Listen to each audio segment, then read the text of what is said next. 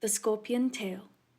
Yet, because of the stinger between his fingers, Shirlene was able to grab hold of the tail and capture the snake properly. He squeezed down hard until it became unconscious. Even having been stung, Shirlene's face never changed, and he tossed the snake to the ground indifferently. Everyone be careful. There may be more snakes around. He felt a tight hold on his wrist before he finished his words and looked over to see that Sanlang had caught hold of him. Sanlang? Shirlene looked at the boy, puzzled. The reason he sounded confused was because at this very moment, the expression on this youth's face was quite off. It was indescribably frosty, to the point of being frightening. His eyes were focused intently on the wound on the back of Shirlene's hand that had now ballooned thanks to the vicious venom. The small puncture wound had become visibly enlarged, the size of a knife cut, because of the angry swelling. With a dark expression, Sanlang wordlessly snatched Roya from Shirlene's arm and immediately knotted it firmly on his wrist, preventing the venom from advancing. While Roya enjoyed snuggling up to Shirlene, it wasn't always that well behaved. And yet, in Sanlang's hands, it was so compliant, it was like it was dead. Ever since they had known each other, Shirlene had never seen Sanlang look like this. He opened his mouth to speak, but Sanlang turned to pull a dagger off the waist of one of the merchants. Nanfeng saw and knew instantly what Sanlang was about to do, and ignited a palm torch. Without sparing a look, Sanlang burned the tip of the dagger to disinfect it, before turning back to Shirlene and drawing a cross on the mouth of the puncture wound. Just as he was about to lower his head to the hand, Shirlene hurriedly said, "It's okay. The venom is aggressive, and sucking it won't do much. I don't want you to get poisoned as well." Sanlang ignored him, tightened his hold on Shirlene's hand, and placed his lips upon the wound. Shirlene's hand trembled slightly, and he couldn't explain why. Next to him, Fu Yao said in disdain, "I can't believe you went and got yourself pricked. What are you doing, catching the snake, when the kid might not even have gotten bitten? You're just needlessly making trouble." His words were probably true. Shirlene recalled the airy way that Sanlang played with the snake in the cave. He probably wouldn't have cared for any attacks, and wouldn't have gotten bitten. But just in case Sanlang didn't notice the snake and actually did get bitten, it'd be too late then. Shirlene waved his good hand. "Don't mind it. It's not like it hurts, and I won't die from it." "You're really not in pain?" Fu Yao asked. "Really, I don't feel pain anymore," Shirlene answered truthfully. Since Shirlene possessed the worst kind of luck, every time he ventured deep into the mountains, 8 times out of 10, he would step onto vipers or run into poisonous insects and get bitten, stung, jabbed, or poisoned in thousands of ways. Perhaps because of his heavenly status, he couldn't die. At most, he'd run a fever. After 3 days and 3 nights of fevers, he'd be right as rain when he woke, and continue on as if nothing had happened. Gradually, he became less and less sensitive to pain, and just lived with it. Right after the words had left his mouth, Sanlang finally looked up. The red swelling on the back of Shirlene's hand had gone down, and a stain of blood was red on Sanlang's lips. His eyes were extremely cold, and he moved his glare to the unconscious snake on the ground. The snake abruptly exploded into a pool of blood and flesh. The sudden blast surprised everyone, but no one knew what had caused it. Even if the blood didn't splatter onto anyone, there was still a feeling of unease blanketing the group. Tian Sheng, who remembered that Shirlene had also gotten stung, asked worriedly, "Gogo, you also got pricked. What will you do?"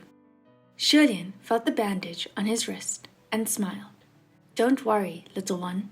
We'll still stick to the plan of going to the Banyue ruins and searching for the Shanyue fern." Another merchant asked, "You guys are also going? What about us? Should we also send someone to go with you? You can all stay here. Banyue territory is dangerous. The more people there are, the more mishaps that could happen.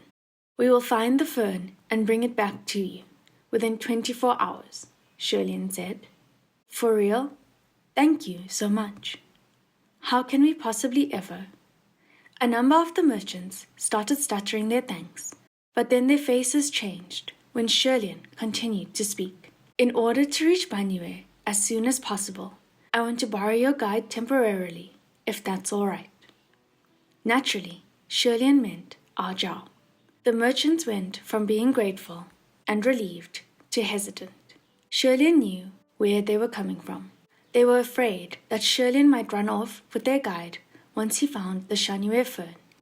Even if Ah Zhao didn't run away, the timing would still be delayed. Nevertheless, none of them wanted to venture into that wicked place where at least half go missing. Their worries were entirely understandable, so Shirlene added, and just in case anything else comes to attack you, Fu Yao will stay until we return. A man for a man. Now there was insurance that Shirlene would come back. The merchants finally agreed and nodded.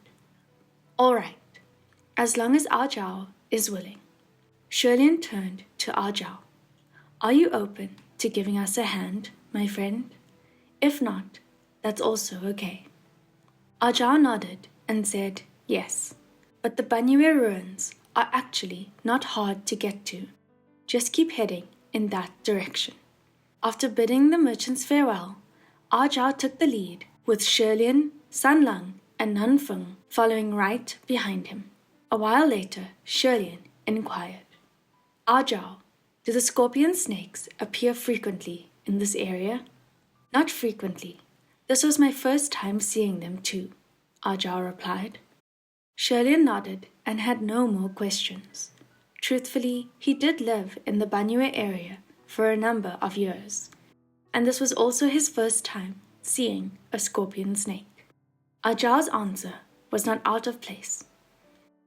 Nanfeng realized Shirlene's intentions and asked in a low voice, You're suspicious of this Ah Zhao?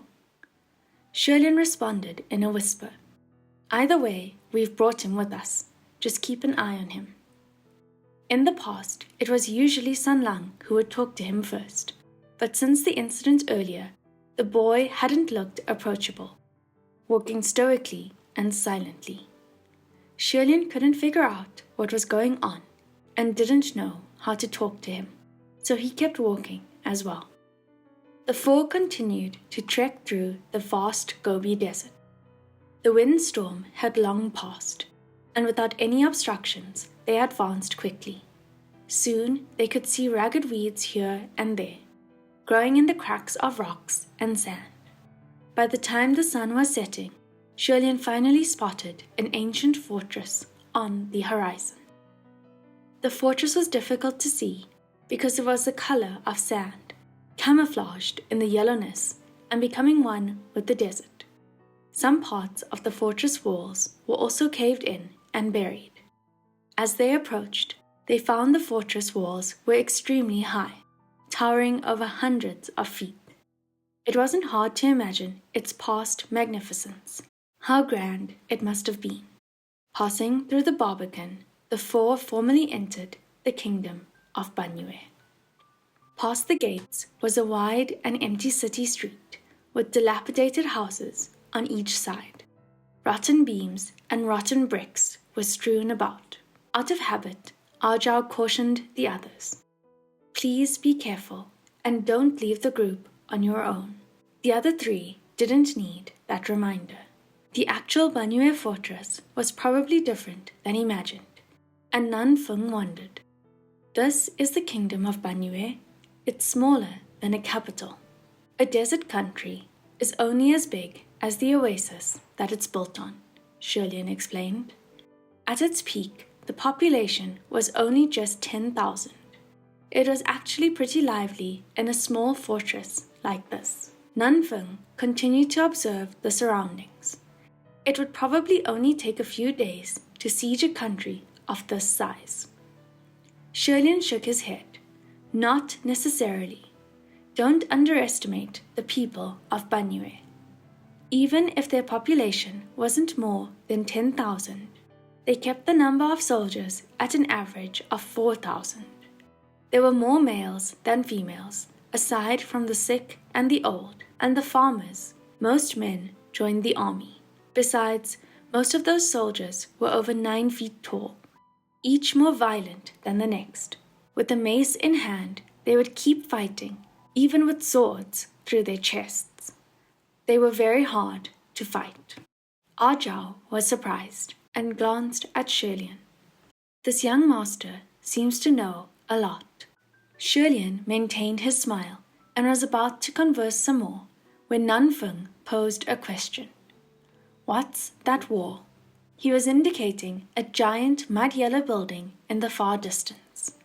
Building wasn't quite the right word to describe it, because it was a giant enclosure formed by 4 massive mud-colored walls with neither doors nor roofs. Each wall was over 100 feet, and on the very top there was a pole with something tattered attached, flying in the wind.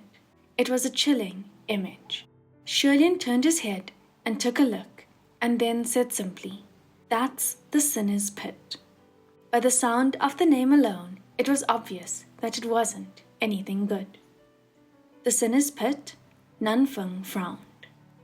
Humming gravely, Shirlene explained, "You can think of it as a jail. It's made specifically for imprisoning criminals. How does it imprison if there isn't even a door? Do you throw them in from the top?" Nanfeng asked. Shirlene was just hesitating in answering when Sanlang suddenly spoke up. "They get thrown in, and the pit is full of poisonous snakes and starving beasts." Hearing him finally speak, Shirlene felt relieved. But when he looked over to Sanlang, the boy met his gaze and then turned away. Nanfeng swore.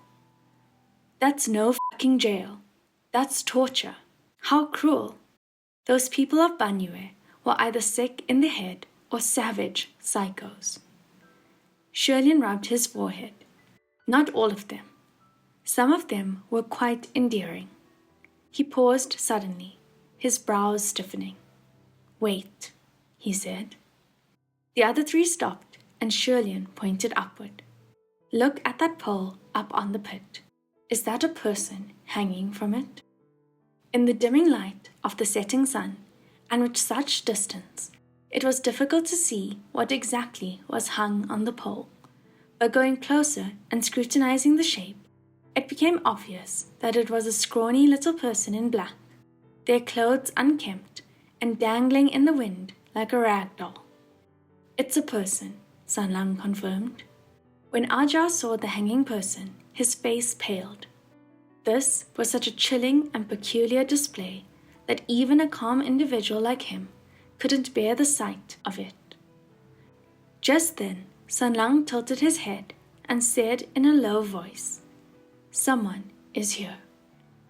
He wasn't the only one who noticed. Shirlene also heard feather-light footsteps approaching. The 4 immediately moved to hide in the many decaying houses on the roadside. Shirlene and Sanlang entered one house, and Nanfeng and Ajao hid in the one across the street. Soon after, at the end of the broken street, appeared the female cultivator in white. The woman was dressed in a light white robe, with a whisk in her arm, roaming along the street, peering here and there, eyes bright and observant, as if she was in her own back garden, and not the Banyue ruins. Strolling right behind her was another woman clad in black, her hands behind her back. The black-clad woman was beautiful, yet cold, her eyes piercing, her raven hair long and free, as if radiating chill from her very person.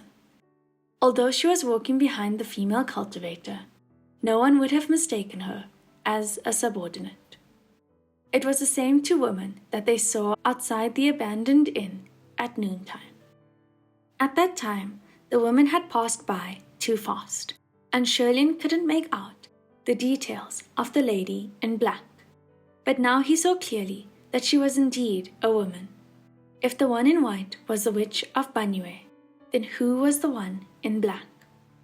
The witch swished her whisk leisurely and spoke. Now where did those people go? We were careless for one moment, and they all disappeared. Do I have to dig them out and kill them one by one? As Shirlene had thought, they were watched from the moment they stepped foot into the fortress. The lady in black approached and stoically said, "You can call your friends to help you kill them." Those friends must have meant the soldiers of Banyue. The Gosha of Banyue laughed. "Ha! I don't like calling other people. I like calling you. Aren't you glad?" The lady in black ignored her completely and said coldly, "There's nothing agreeable about being called out by the likes of you for something like this. Just go." The Gosha of Banyue arched her brows and still sped away. Listening to them, it sounded as if they were close. They were no ordinary people, so the lady in black must have some renown. Someone who would be close to the Gosha of Banyue. A mysterious fellow cultivator? Or was there a queen or general that they didn't know about? Shirlene was trying to connect the dots rapidly in his mind, but he held his breath. Now was not the time to be discovered. It looked like the Gosha had an unpredictable personality. If she should find them and excitedly summon her legendary 9-foot-tall, mace-wielding Banyue soldiers, then more time would be wasted fighting them. They only had 24 hours. 1 hour wasted was another hour they'd seek deeper into danger. But there was no helping his bad luck. Whatever he didn't want to happen would always happen. The lady in black was passing the house that Shirlene and Sanlang hid in, but stopped mid-step, and her piercing gaze came sweeping over the decayed shelter. The Gosha of Banyue was already further ahead, but noticed that her companion had stopped and came back around. "Hey, are you not coming?" she asked. The lady in black didn't look at her. "You, step back." "All right," the Gosha responded obediently and actually retreated. The lady in black was about to raise her hand when suddenly a loud rumble blasted from across the street. Across on the other side, it was the house that Nanfeng and Ajao had hidden that had collapsed. The crumbling of one house led the entire strip to cave in. Dust and sand rolled into the air and clouded the whole street. Within, a black shadow leapt out and shot a streaming flame toward the Gosha, but the lady in black rushed forward and blocked the Gosha from harm. With her left hand still behind her, she flipped up her right palm and easily absorbed the flames before rebounding it right back. The black shadow parried with her while escaping, and soon disappeared. The Gosha immediately chased after it, but the lady in black gave the house behind her another sweeping look before following after the Gosha. "Bless you, Nanfeng," Shirlene thanked him mentally. All of this had happened so quickly, but Nanfeng had no doubt known that somehow they were about to get in trouble and had created a diversion to lead the enemies astray. He was the only one who leapt out, so Ajao must still be inside the collapsed house. After making sure the Gosha and the lady in black were indeed gone, Shirlene dragged Sanlang out of their hiding spot and called out, "Ajao, are you still alive? Are you hurt?" A moment later, a sulky voice came from under the ruins. "I'm fine." Shirlene was relieved. Thank goodness. Even though Shirlene trusted in Nanfeng's ability to control the crash and would no doubt leave enough space for Ajao to stay safe, it was still more reassuring to hear it with his own ears. He raised one of the rotten beams with one hand, and after a moment, Ajao emerged from underneath, covered in dust from head to toe.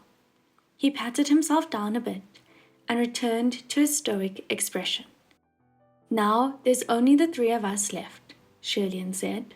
Nanfeng is creating a diversion, so we must move faster. Do you know where we can find the Shanyue fern, Ajao? The young man shook his head and said, Sorry, I only know where the fortress was, but I've never been here before, so I don't know where the fern can be found. Sanlang spoke up. They say the Shanyue fern prefers shade. It's small and its roots are thin, but its leaves are large like a heart-shaped peach. Why don't you search near a large building? A large building? Shirlene contemplated. If they were talking big, there was no building larger than the palace. In the legend, it was after the festivities that the queen picked a Shanyue leaf, which could mean that the fern grew in the palace grounds. The three moved their gaze afar, and in the center of the fortress there was indeed a palace built of brick and wood.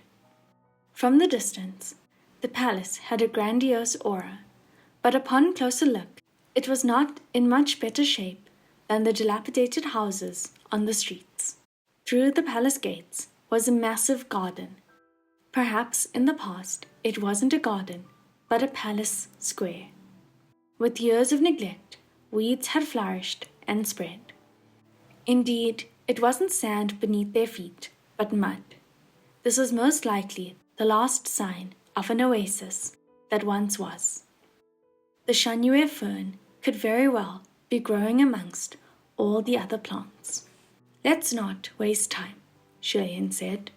We only have 24 hours, but be careful of the scorpion snakes.